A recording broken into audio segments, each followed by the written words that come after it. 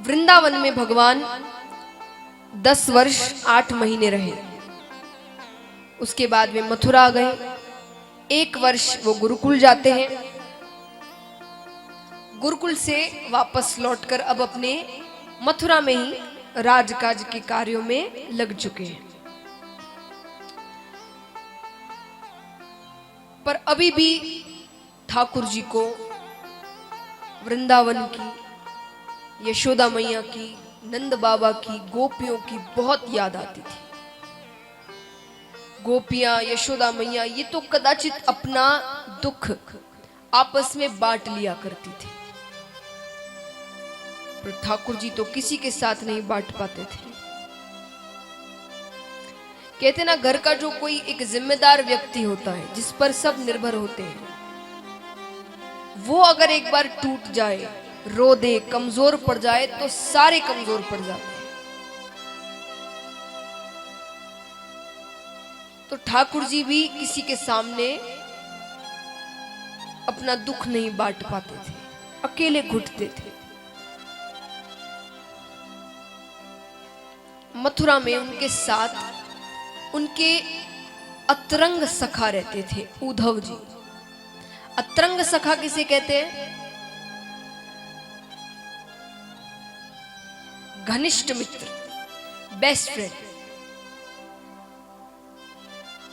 जिससे कोई बात छिपी ना हो, ऐसा मित्र। हर बात वो जानता है आपके जीवन की, आपका घनिष्ठ मित्र। आप जैसा है, आप क्या कहना चाहते हैं उससे पहले वो समझ लेता है उसे। और उद्धव जी केवल अतरंग सखा ही नहीं थे, वे रूप, रंग, गुण, हर चीज में वे ठाकुर जी जैसे थे, वो उनके जैसे ही दिखते थे। और उन्होंने देवताओं के गुरु बृहस्पति महाराज से शिक्षा ली थी। कहने का तात्पर्य है वो ज्ञान का भंडार थे उद्धव जी। गुण, रूप, रंग सब में वो ठाकुर जी जैसे दिखते थे।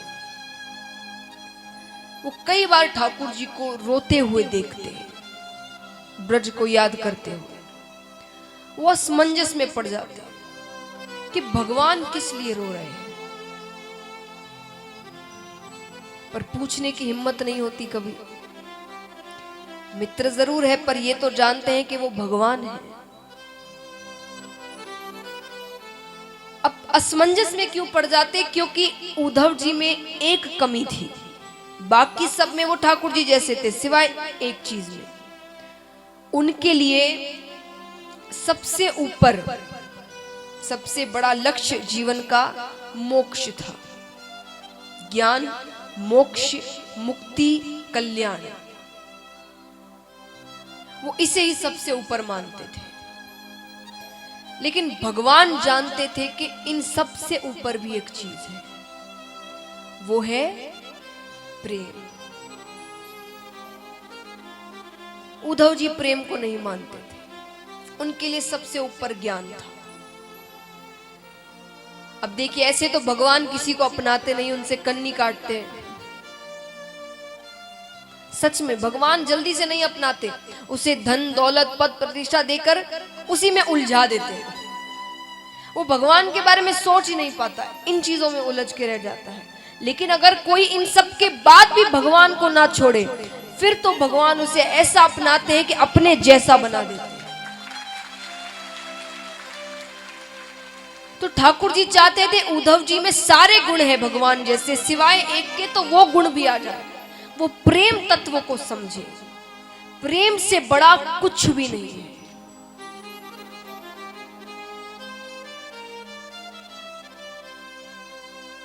बोलते हैं ना, तुम सबसे अमीर उस दिन बन जाओगे जब तुम्हारे पास कोई एक ऐसी चीज होगी जो पैसों से खरीदी नहीं जा सकती। उस दिन असल में हम अमीर होंगे। तो सच्चा प्रेम पैसों से नहीं खरीद सकते। तो महाराज ठाकुर जी ने विचार किया कि प्रेम तत्व समझाना है तो प्रेम की पाठशाला में भेजना पड़ेगा, जहां मैंने प्रेम की शिक्षा ली हो। प्रेम की पाठशाला क्या है? गोपियां, ब्रज, जहां से भगवान ने प्रेम सीखा है। ठीक है, एक दिन राजकाज के कार्यों के बाद शाम के समय अपने कमरे में भगवान बैठे हुए हैं, खिड़की पर खड़े हैं, दूर से वृंदावन की ओर देख रहे हैं, एक टक। आज ठाकुर जी को यमुना नदी में उसका प्राकृतिक जल नहीं नजर आ रहा,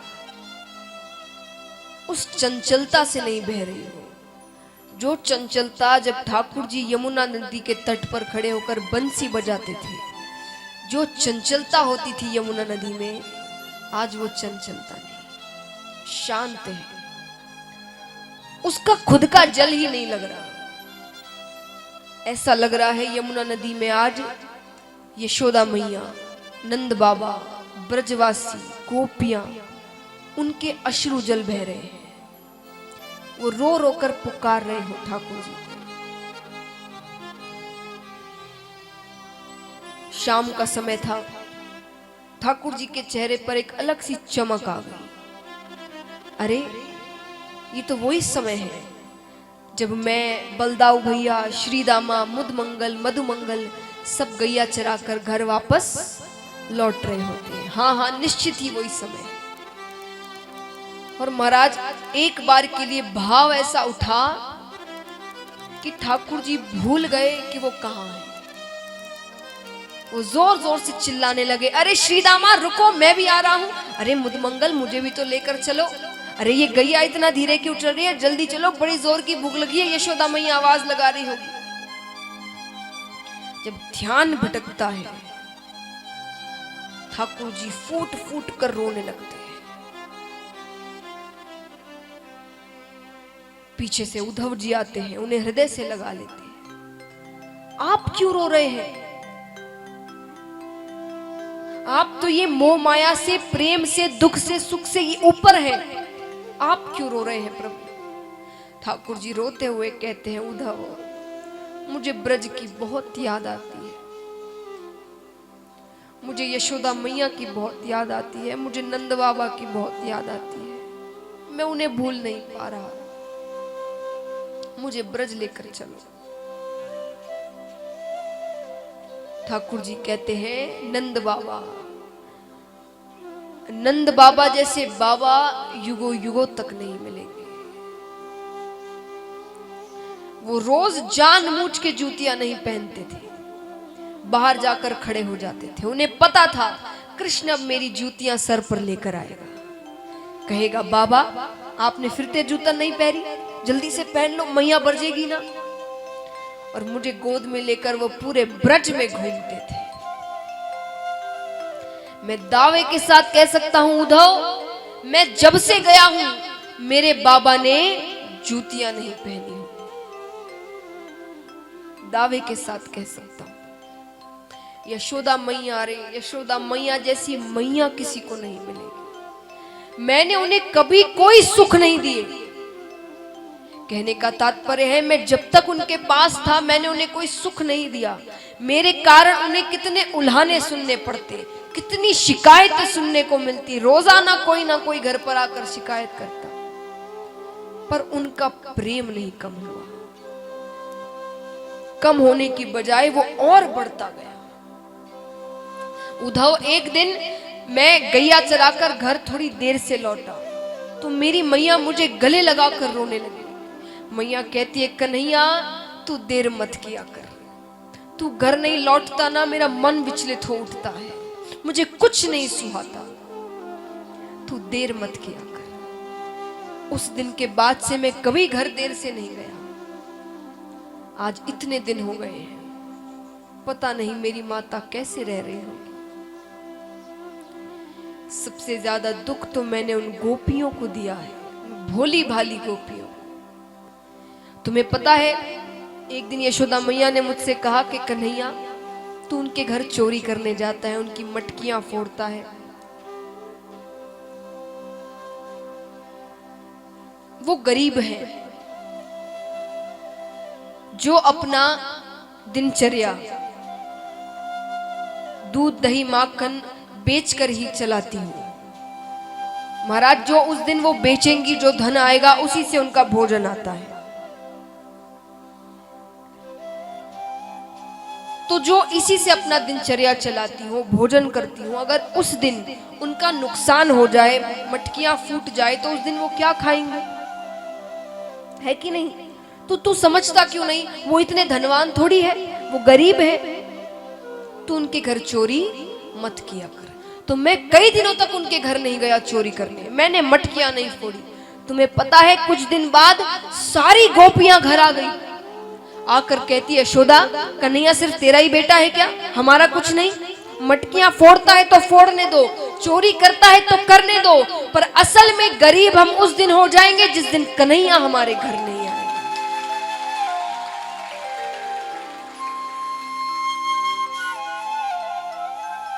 भोजन तो हम उस दिन नहीं करते जिस दिन कन्हैया हमारे घर नहीं आते।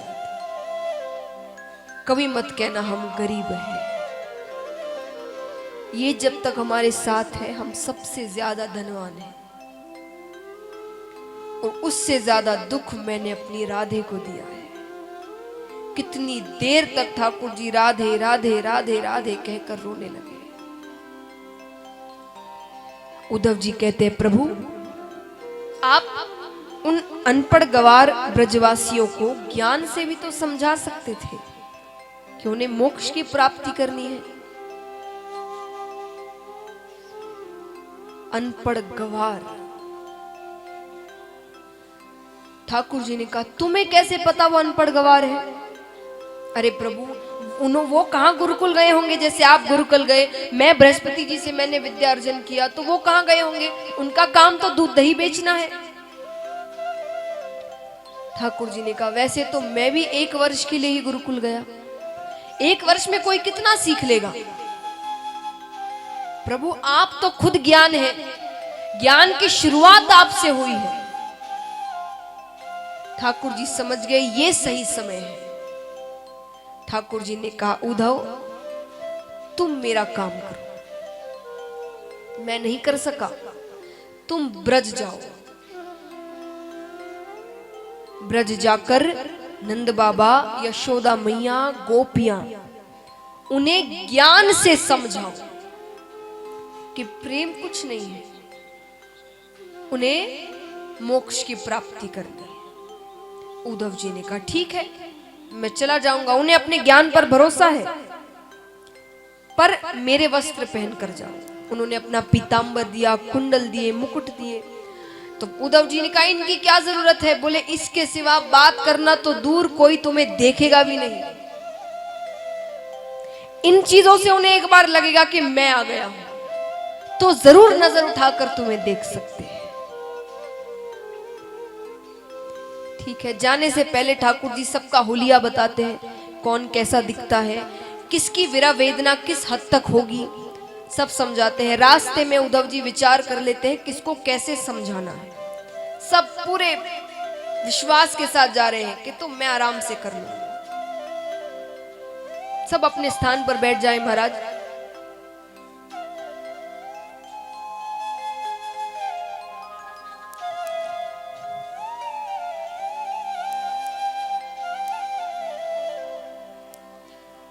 ठाकुर जी जाते हैं, उद्धव जी जाते हैं।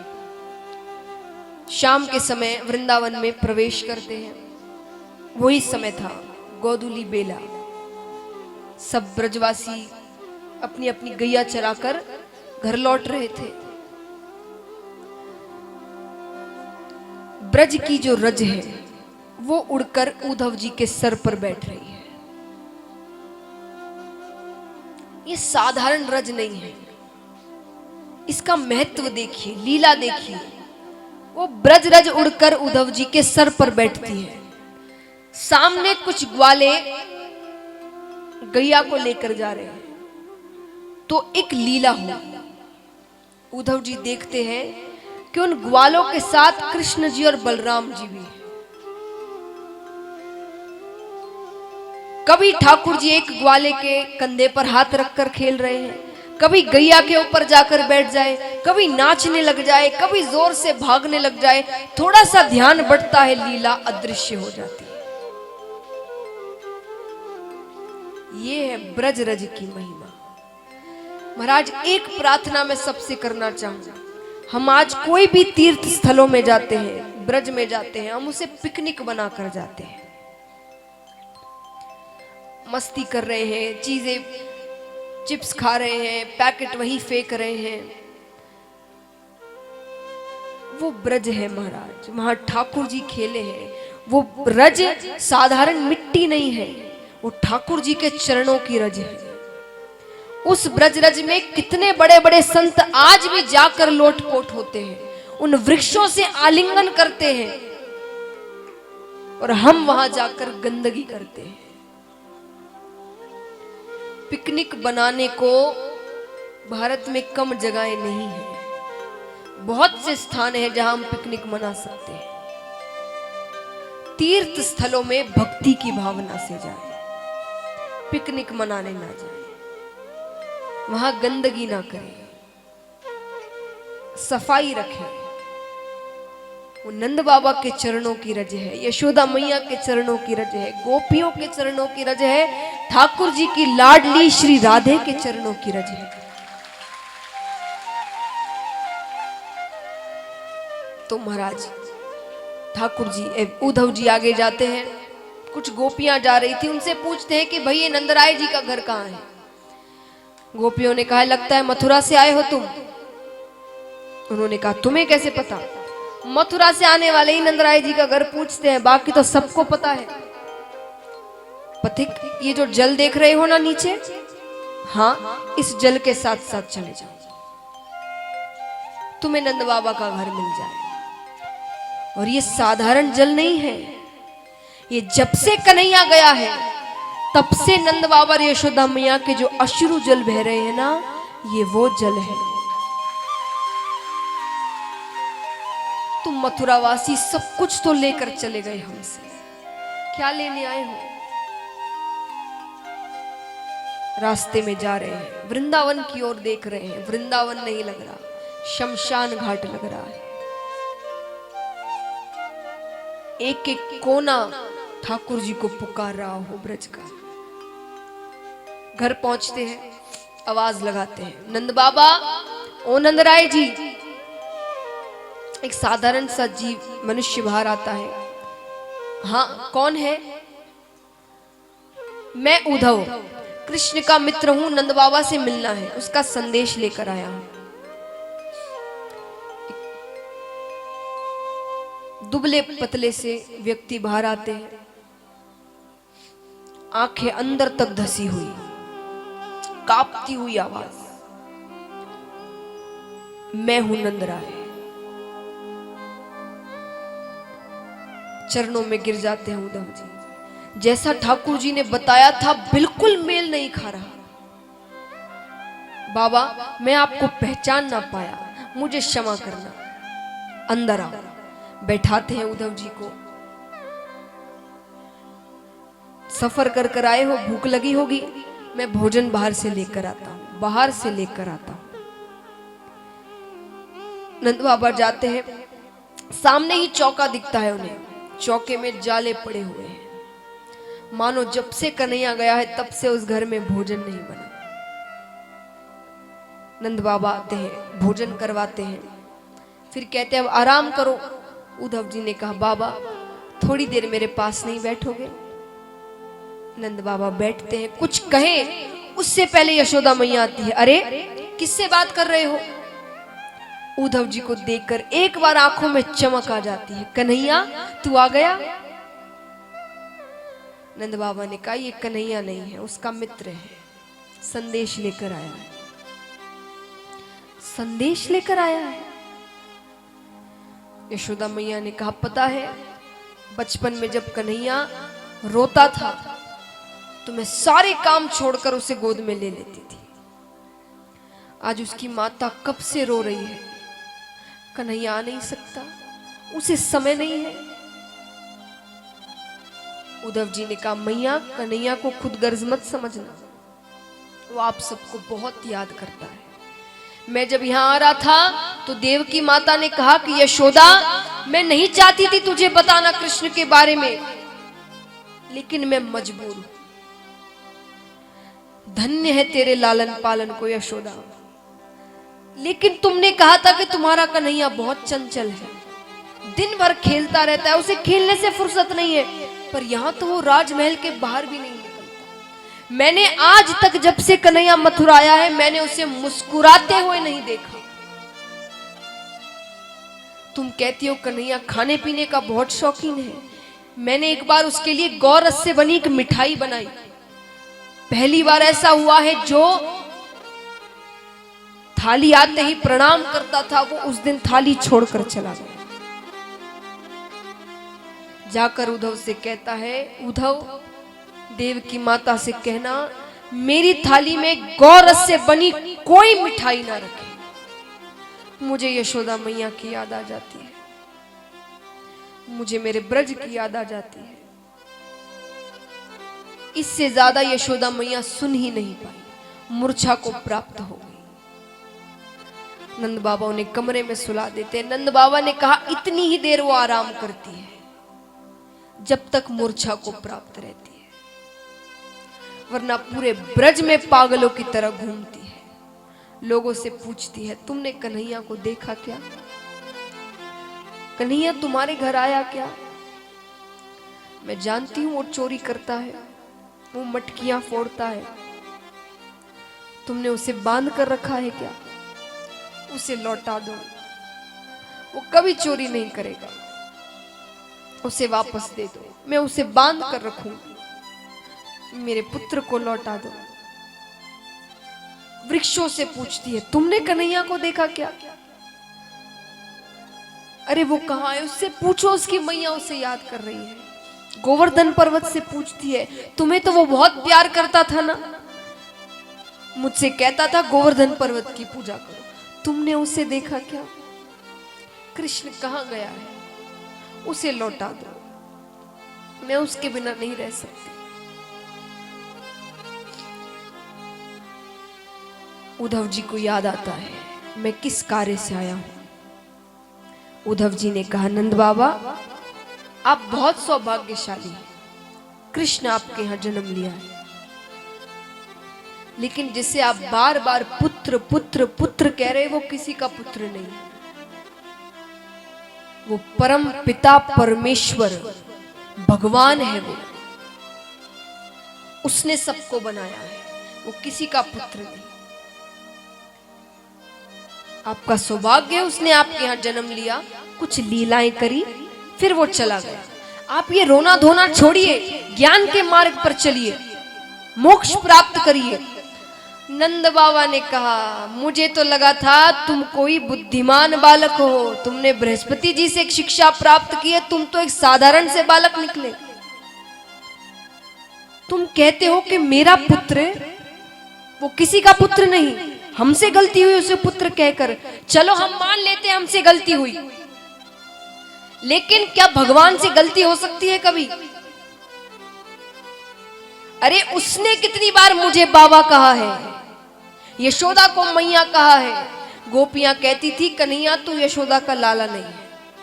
यशोदा मैया गोरी, नंद बाबा गोरे, बलदाऊ भैया गोरे, तू काला आ गया, तुझे उठाकर लाए कहीं से। तो वो क्रोधित हो जाता, आकर यशोदा से कहता कि मैया कहते जा मरी से कि मैं तेरो छोरो हूं, मैं तेरो बेटो हूं। वो खुद क्रोधित हो जाता, अगर हम उससे कह देते वो हमारा बेटा नहीं है। तो तुम कहते हो हमसे गलती हुई, चलो मान लिया मैंने। तुम कहते हो वो भगवान है, लेकिन मुझे तो मेरे बेटे में भगवान जैसे कोई लक्षण नहीं नजर आता। क्यों? क्योंकि भगवान तो सबका पेट भरते हैं, सबको भोजन भगवान कहते ना, भगवान किसी को भूखा नहीं सुलाते, कीड़ी तक को वो भोजन देते हैं। तो क्या भगवान को कभी भूख लग सकती है? पर मेरे कन्हैया को तो मैंने भूख से तड़पते हुए देखा है, क्रोधित होते हुए देखा है कि मैया मुझे भूख लग रही है, मटकियां फोड़ते हुए देखा। अगर यशोदा उससे दूध नहीं पिलाती थी तो। तुम कहते हो वो भगवान है। भगवान तो धर्म की राह पर चलने को कहते हैं, सत्य की राह पर चलने को कहते हैं ना। मेरा कृष्ण तो बात बात पर झूठ बोलता है। जहां झूठ बोलने की जरूरत नहीं वहां भी झूठ बोलता है, चोरी करता है। तुम कहते हो वो भगवान है। चलो मैंने मान लिया वो भगवान है। भगवान ने हमारे यहाँ जन्म लिया, कुछ लीलाएं करी, चले गए। तो तुम्हें लगता है इस बात से मेरी विरह वेदना कम हो जाएगी? अभी तक तो मैं यही सोच रहा था कि मेरे पुत्र ने मुझे छोड़ दिया, मेरे पुत्र ने मुझे त्याग दिया, पर तुमने मुझे क्या बता दिया? आज मुझे पता चला कि भगवान ने मुझे छोड़ दिया।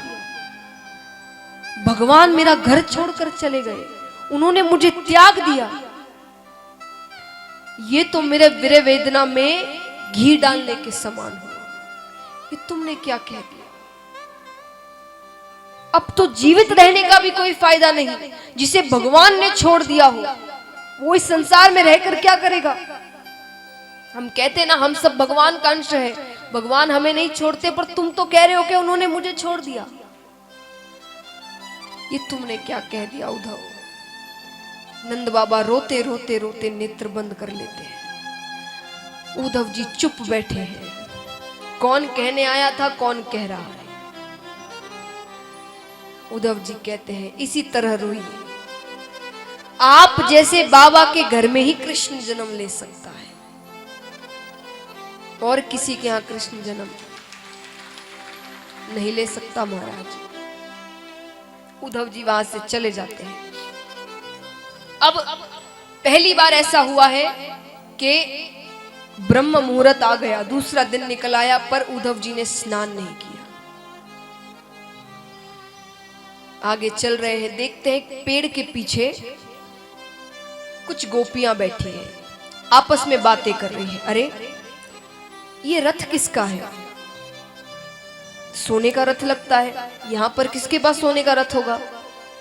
दूसरी गोपी कहती है तुझे याद नहीं? अरे वो अक्रूर आया था ना इसी रथ में, कृष्ण को लेकर चला गया। अब क्या लेने आया है?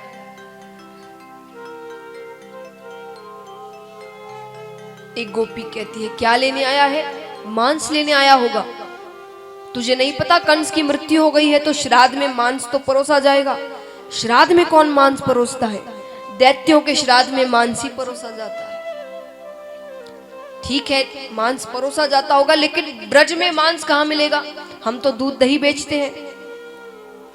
बोले ये मथुरावासी बड़े होशियार हैं, ये जानते हैं कि जब से कृष्ण गया है वृंदावन वृंदावन नहीं रहा, शमशान घाट बन गया है। सब मृत ही घूम रहे हैं वहां पर, और अपने स्वाद का भी ध्यान रखा है सबने, क्योंकि सब जानते हैं जो प्रेमी होता है ना उसका हृदय बड़ा मीठा होता है।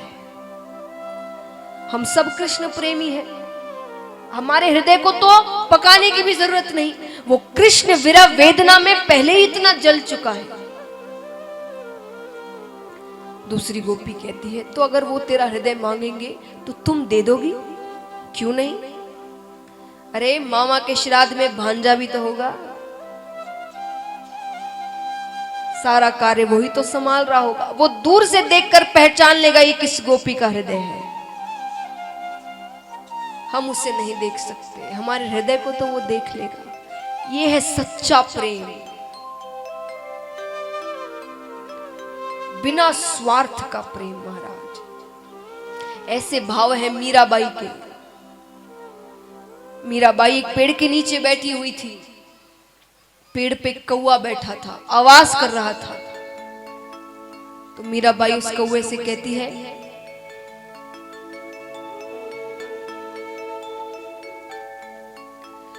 काढ़े कलेजो मैं धरूं रे, कि काढ़े कलेजो मैं धरूं रे, कागा तू ले जा। कि तुझे बड़ी भूख लगी है ना, तू आवाज कर रहा है, मैं अपना कलेजा निकाल कर देती हूं तुझे खाने के लिए। लेकिन इसे यहां मत खाना, मेरे सामने मत खाना। कहां जाकर खाना? कि काढ़े कलेजो मैं धरूं रे, कागा तू ले जा। जाते सा मारो पिया बसे, वो देखे तू खा। जादे सा मारो पिया बसे, वो देखे तू खा। इसे यहां मत खाना जहां मेरे प्रियतम रहते हैं, वहां लेकर जाओ। वो जब तुम्हें देख रहे हो तब इसे खाना, कुरेद कुरेद कर खाना, पर उसके सामने खाना, उसे दिखा कर खाना। तुम किसका हृदय खा रहे हो? ऐसे भाव है गोपियों के, मीराबाई के। गोपियों ने श्री कृष्ण को हासिल नहीं किया, लेकिन आज प्रेम में अगर सबसे बड़ा नाम किसी का आता है तो गोपियों का आता है।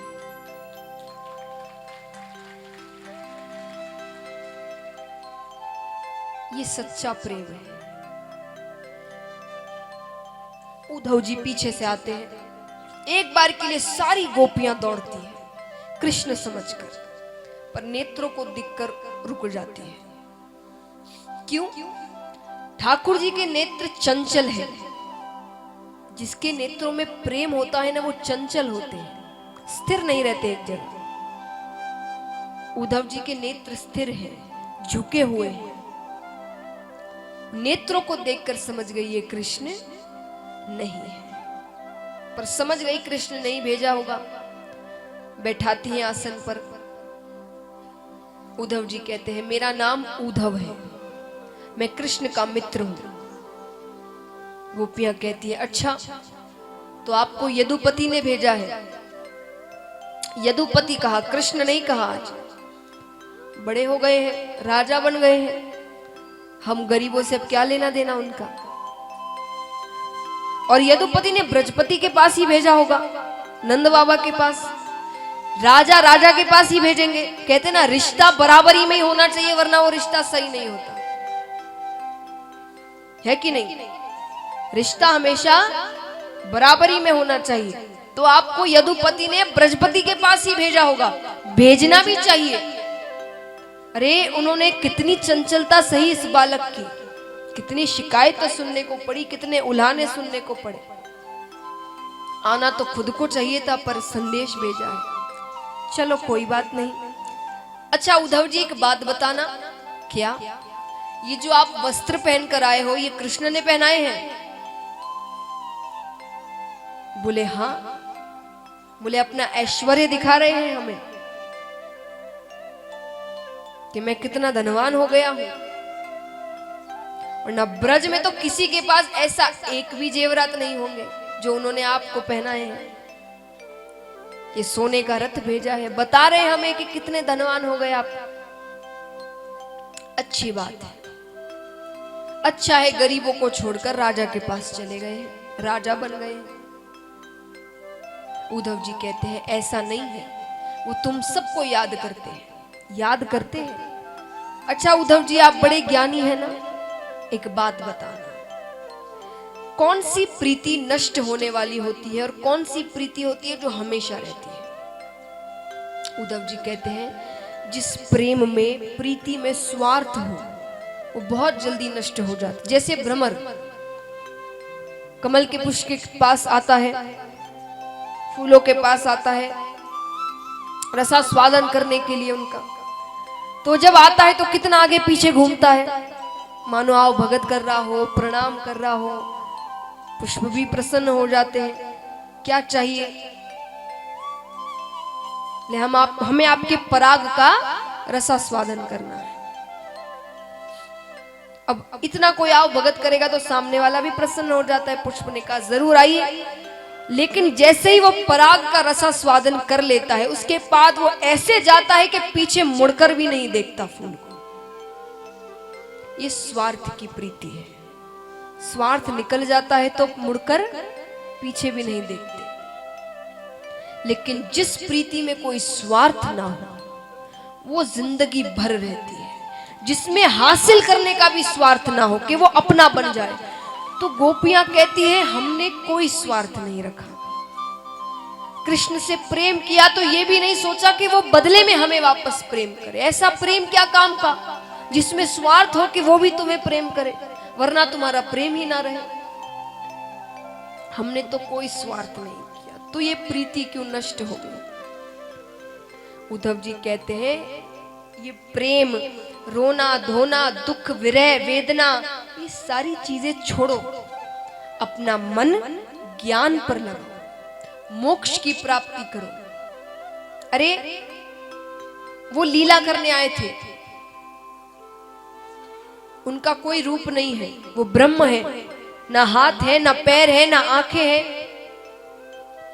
आंखें नहीं है, नहीं है तो किसकी आंखों में यशोदा मैया मोटा मोटा काजल डालती थी। हाथ नहीं है तो किसने हमारी मटकियां फोड़ी थी। पैर नहीं है तो कौन हमारी गैया को चराने लेकर जाता था। और उद्धव जी आप कहते हैं मन ज्ञान की ओर लगाओ। मन क्या 10-20 होते हैं? मन तो एक ही होता है, वो कब का कृष्ण को दे दिया। अच्छा एक बात बताइए, कैसी बात?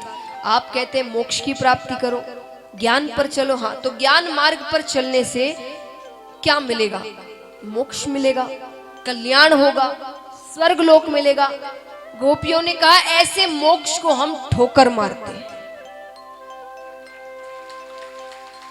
जो हमें कृष्ण से दूर करते हैं। पहली बार किसी ने मोक्ष को ठोकर मारी। और अगर कृष्ण प्रेम मिल जाए, ये जैसा अभी जिस प्रेम में है आपको लगता है हम दुख में हैं, पर ये प्रेम भी हमें मिल जाए तो हम जन्मों जन्मों तक नरक लोक में रहने को तैयार हैं। उद्धव जी कहते, कभी कहती हो कृष्ण यदुपति है, ऐसा है वैसा है, हमने उससे प्रेम किया वो हमें भूल गया। कभी कहती हो उसका प्रेम मिल जाए तो नरक लोक में रहे। तुम चाहती क्या हो? गोपियों ने कहा यही तो प्रेम है।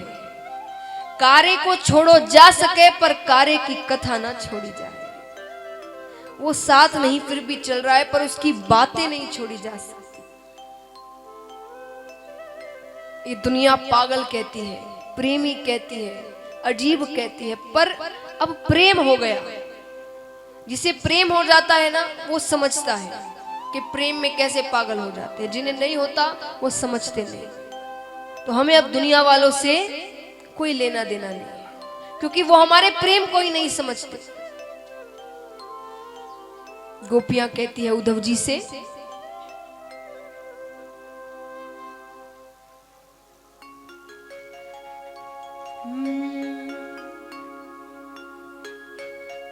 मेरी लगी ओ मेरी लगी शाम संग प्रीत ये दुनिया, मेरी लगी शाम संग प्रीत ये दुनिया। क्या जाने कोई क्या जाने, क्या जाने मुझे मिल गया, मुझे मिल गया, मुझे मिल गया मन का मीत ये दुनिया। मेरी लगी ये दुनिया। तो जिन जिन की प्रीत लगी उठाना पूरे पूरे हाथ। मेरी लगी, मेरी लगी, मेरी लगी शाम संग प्रीत ये दुनिया। क्या जाने मेरी लगी शाम संग प्रीत ये दुनिया। क्या जाने मेरी लगी शाम संग प्रीत ये दुनिया। क्या जाने मेरी लगी शाम संग प्रीत ये दुनिया। क्या जाने क्या जाने कोई क्या जाने, क्या जाने कोई क्या जाने, क्या जाने कोई क्या जाने, क्या जाने कोई क्या जाने। मुझे मिल गया, मुझे मिल गया, मुझे मिल गया मन का मीत ये दुनिया। क्या जाने मुझे मिल गया मन का मीत ये दुनिया। क्या जाने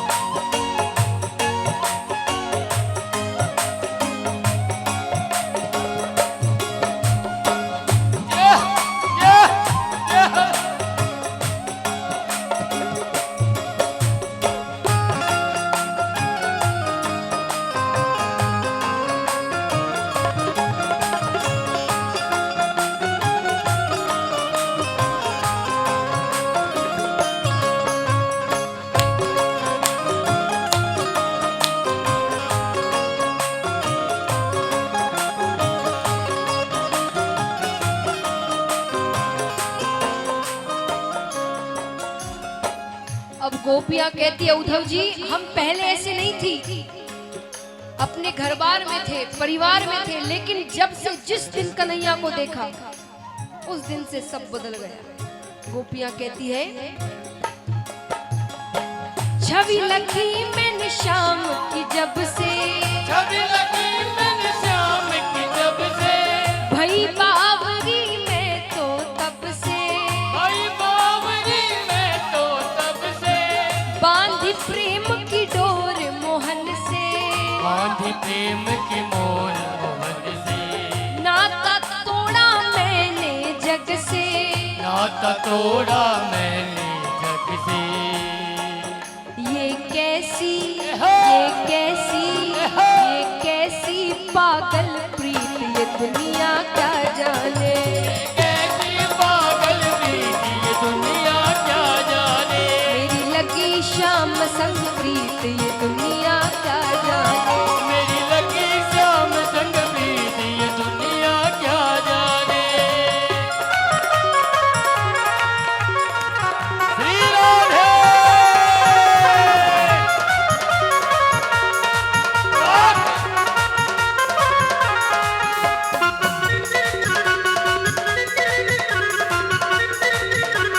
बोलिए राधे राधे की।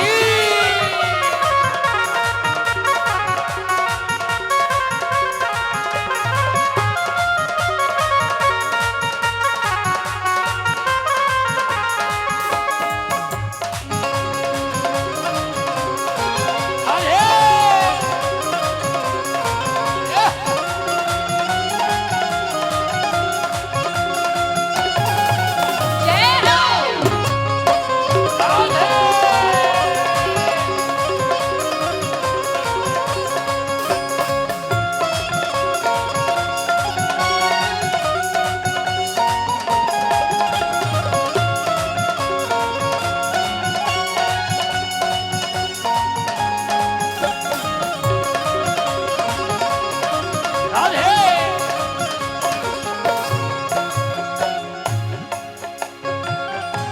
और गोपियां कहती है कि उसका रूप ही ऐसा है, व्यवहार से बाद में प्यार हो, हरकतों से बाद में प्यार हो, पहले रूप से प्रेम हो जाता है, ऐसा रूप है।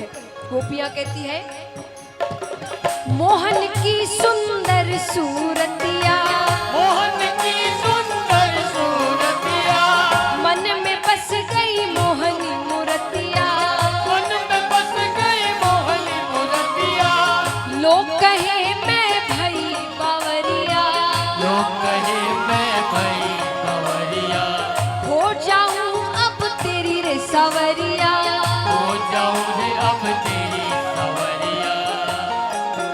ये कैसी निगोड़ी प्रीत ये दुनिया क्या जाने, ये कैसी निगोड़ी प्रीत ये दुनिया क्या जाने, मेरी लगी शाम संग प्रीत ये दुनिया क्या जाने, मेरी लगी शाम संग प्रीत ये दुनिया क्या जाने।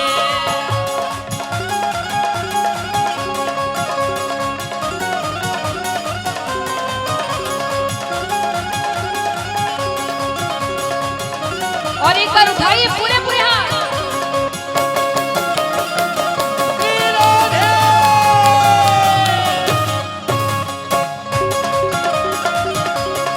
राधे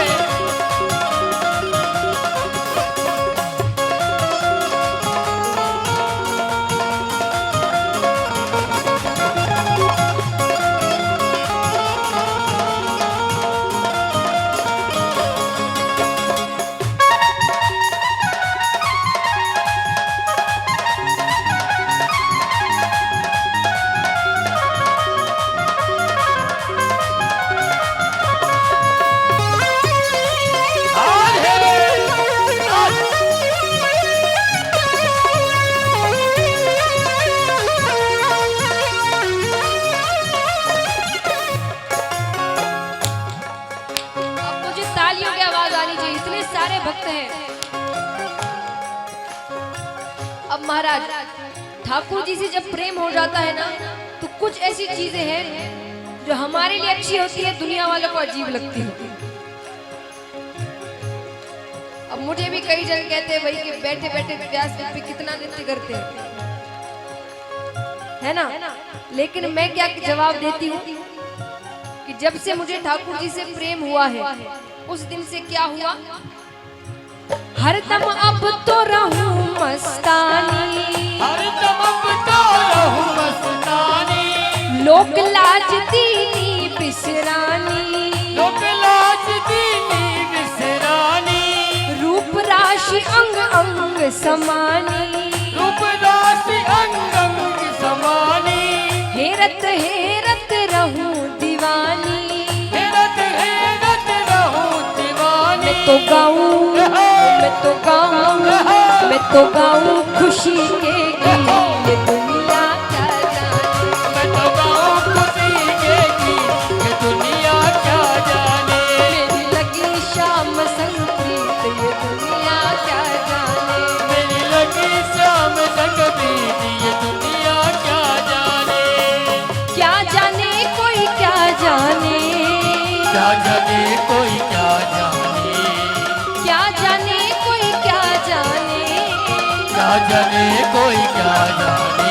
मुझे मिल गया, मुझे मिल गया, मुझे मिल गया मन का मीत, ये दुनिया क्या जाने, मुझे मिल गया मन का मीत, ये दुनिया क्या जाने। मेरी लगी शाम संग प्रीत, ये दुनिया क्या जाने, मेरी लगी शाम संग प्रीत, ये दुनिया क्या जाने। ओ मेरी लगी शाम संग प्रीत, ये दुनिया क्या जाने, मेरी लगी शाम संग प्रीत, ये दुनिया क्या जाने। मेरी लगी शाम संग ये दुनिया। चलिए अभी गोपी उदय संवाद और बचा है तो थोड़ी जल्दी जल्दी आप सब बैठे एकदम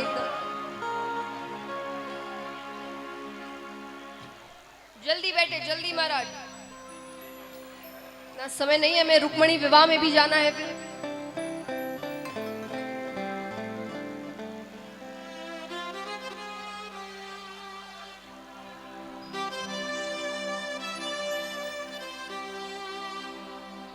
जितनी जल्दी बैठेंगे आप उतनी जल्दी मैं आराम कर पाऊंगी। जल्दी जल्दी जल्दी जल्दी।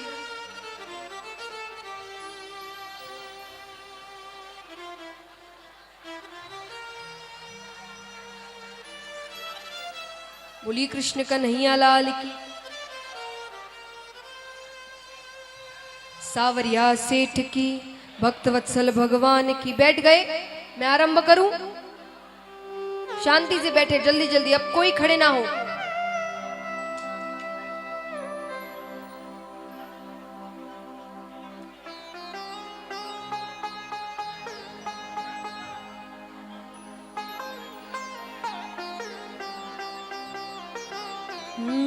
बोली कृष्ण कन्हैया लाल की, सावरिया सेठ की, भक्तवत्सल भगवान की। हाँ बस थोड़े थोड़े पीछे हो गए, आराम से सब बैठ जाइए। तो महाराज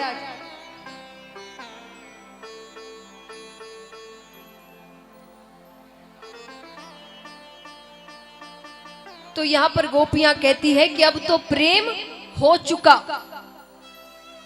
और अब ये भी नहीं है कि वो चाहिए कि वो आए हमारे पास। और हम आपसे ये भी नहीं कहते उद्धव जी कि आप कृष्ण से जाकर हमारी शिकायत करना, या हम जो आपसे बातें कर रहे हैं कि वो यदुपति हो गया है, वो ये हो गया, वो कुछ मत कहना उससे। उससे कहना हम सब बहुत सुखी हैं, क्योंकि हम कितनी ही शिकायतें कर ले पर हम उससे दुखी नहीं देख सकते। हम जानते हैं वो हमसे बहुत प्रेम करता है, और उससे अगर पता चल जाए कि हम इतना रुदन कर रही हैं, इतना तड़प रही है, तो वो रह नहीं पाएगा। उससे जाकर ये सब मत कहना, हम जैसे हैं अच्छे हैं। बस उससे कह देना हो सके तो कभी कभार हमसे मिलने आ जाए। अब गोपियां वहां से उठकर थोड़ी दूर जाती है। दूर जाती है, एक बड़ी गोपी बैठी है। वो बड़ी गोपी है राधा जी। गोपियां जाकर कहती है, राधे ये प्राण क्यों नहीं जा रहे? वो तो अब शायद नहीं आएंगे। राधा जी कहती है, नहीं मेरे प्राण तो नहीं जा सकते। उन्होंने जाते जाते मुझसे कहा था कि मैं आऊंगा, मेरा इंतजार करना। मेरे प्राण चले गए और वे आ गए तो क्या कहेंगे, थोड़ा भी इंतजार ना कर सके। मैंने कहा तो था मैं आऊंगा। तो उन्हें देखे बिना ये प्राण तो नहीं जा सकते। अब वहां पर एक भ्रमर आता है। वो भ्रमर और कोई नहीं, ठाकुर जी ही थे। वो राधा जी के सामने आता है। राधा जी जी भर के उसे डांट लगाती है, अपनी शिकायतें करती है। भगवान उस रूप में आकर राधा जी के मन की बातें निकलवाते थे। गोपियां आपस में कह लेती थी पर राधा जी नहीं कहती थी। उस भ्रमर से वो अपनी शिकायत करती थी। उद्धव जी कई दिन वहां रहते हैं। आज उद्धव जी ने वहां ज्ञान को नतमस्तक कर दिया। प्रेम से बड़ा और कुछ भी नहीं है। कई दिन वहां रहे, वापस मथुरा आते हैं। ठाकुर जी कहते हैं अरे उद्धव, बड़ी देर लगा दी आने में। उद्धव जी कहते हैं करुणा सिंधु, दयालु, सारे मनगढ़ंत नाम है आपके, खुद ने रखे ये नाम आपने। ठाकुर जी कहते तुम्हें वहां भेजने का कार्य मेरा सफल हुआ। इस लहजे में मुझसे केवल गोपियां बात कर सकती है। इस भाषा में मुझसे केवल गोपियां बात कर सकती है। अरे भाषा क्या, थोड़ी सी ऊंची आवाज में ही मुझसे केवल गोपियां ही बात कर सकती है। उद्धव जी कहते प्रभु आप यहां क्या कर रहे हैं इस स्वार्थी लोगों के साथ? आप वहां जाइए, यहां हम सब संभाल लेंगे, आप कोई चिंता करने की जरूरत नहीं। ठाकुर जी ने कहा मैं वहां नहीं जा सकता। क्यों नहीं जा सकते? आइए महाराज, अब ये भी प्रश्न के उत्तर मैं आपको देती हूँ। कई भक्त कहते थे कि कैसे भगवान है भक्तों को, माता पिता को छोड़कर राजकाज में बैठे थे। वे गोपियों के पास नहीं जा सकते थे, माता पिता के। वो क्यों नहीं जा सकते? ठाकुर जी ने कहा तुम्हें क्या लगता है मुझे उनकी याद नहीं आती? उनसे ज्यादा मुझे उनकी याद आती है। पर कंस को मारने के बाद कंस के ससुर जरासंध आए दिन वो मथुरा में आक्रमण करते हैं। मथुरा में महल है, सैनिक है, हथियार है, वो हार जाता है। वृंदावन में कुछ नहीं है, भोले बाले ग्वाल बाल है। उन्हें कोई विद्या नहीं आती, ना हथियार है, ना सैनिक है। मैं वहां नहीं जा सकता। वहां एक आक्रमण जरासंध करेगा, पूरा ब्रज खत्म हो जाएगा, कोई नहीं बचेगा ब्रज में। ठीक है, हमेशा के लिए नहीं जा सकते, कभी कभी तो जा सकते हैं, मिलकर आ जाइए। ठाकुर जी ने कहा कभी कभी गया और गलती से भी जरासंध को पता चल गया कि मेरी प्रीति वहां पर है, मैं वहां के लोगों से प्रेम करता हूं, तो मुझे मानसिक पीड़ा पहुंचाने के लिए वो वहां आक्रमण करेगा, उन्हें परेशान करेगा। ठीक है, आप नहीं जा सकते, उन्हें यहां लेकर आ जाइए। ठाकुर जी ने कहा वो और ज्यादा बुरा है। अरे वहां मैं एक ग्वाला था, मैं ग्वाल बालों की झूठन खाता था। यहां मैं एक राजा हूं। वहां मैं भोला भाला ग्वाला था जिसे किसी तरह की समझ नहीं है। यहां मुझे युद्ध करना पड़ता है, राजनीति खेलनी पड़ती है। वो रूप वो नहीं देख पाएंगे, वो सोचेंगे कृष्ण कैसा था, कैसा हो गया। अरे यशोदा मैया मुझे ओखल से बांध देती थी रस्सी से, और देव की माता मुझे हृदय से लगाने में सकुचाती है कि हृदय से लगाऊं कि नहीं लगाऊं। वो जानती है ये भगवान है। नंद बाबा की जूतियां में सर पर लेकर आता था, वसुदेव जी के पैरों को छूता हूं ना, वो पीछे एक बार हट जाते, आशीर्वाद दूं कि नहीं दूं, ये तो खुद भगवान है, इन्हें कैसे आशीर्वाद दूं। तो वो यहां आकर जब मेरा ये रूप देखेंगे वो सहन नहीं कर पाएंगे इसे। पर तुम्हें क्या लगता है उद्धव, मैं उनके पास नहीं? मैं हर वक्त उनके पास हूं। ये गोपियां जब रुदन करते करते पागलों की तरह भटकते हुए मूर्छा को प्राप्त हो जाती है ना, मैं इन्हें उठाकर इनके घर वापस छोड़कर आता। मैं हर वक्त इनके साथ हूं। मैं इन्हें छोड़कर, इन्हें क्या भगवान, ये मैं नहीं कह रही, ये भागवत जी में ठाकुर जी ने कहा है, मैं वृंदावन छोड़कर कभी नहीं जाऊंगा, मैं हर वक्त वृंदावन में वास करूंगा। इसीलिए आज भी कहते हैं कि वहां पर निधि वन है महाराज। कौन कौन वृंदावन गए हैं, उन्होंने निधि वन के दर्शन किए, जहां ठाकुर जी रात्रि में रास करने आते हैं। तो वो झूठी बातें नहीं है, वो भगवान ने कहा है, मैं वृंदावन छोड़कर कभी नहीं जाऊंगा, मैं हर वक्त वहां वास करूंगा। तो महाराज इस प्रकार ठाकुर जी उद्धव जी को प्रेम का ज्ञान करवाते हैं।